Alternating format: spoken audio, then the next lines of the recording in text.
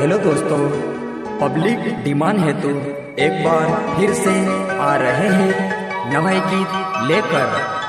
दो गायकों के द्वारा बनाया गया सॉन्ग, गायक कमलेश ठाकुर एंड शांतिलाल अहिरे, हमारे प्रिय मित्र जाने माने म्यूजिक डायरेक्टर मुकाती मोरे।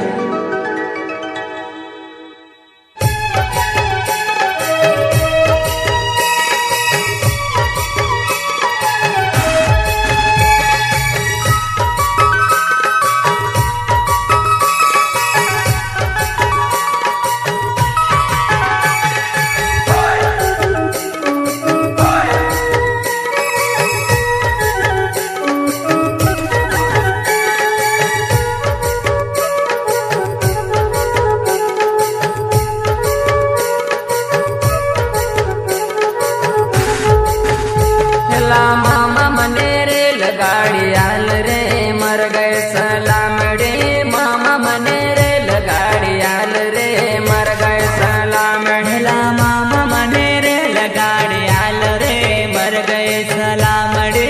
मामा मने रे लगाड़ी आल रे मर गए सलामड़े।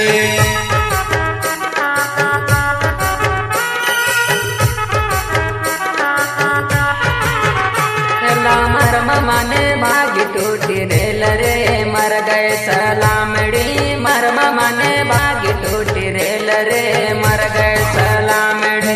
मरम मने भाग टूटी रेल रे मर गए सलामड़ी।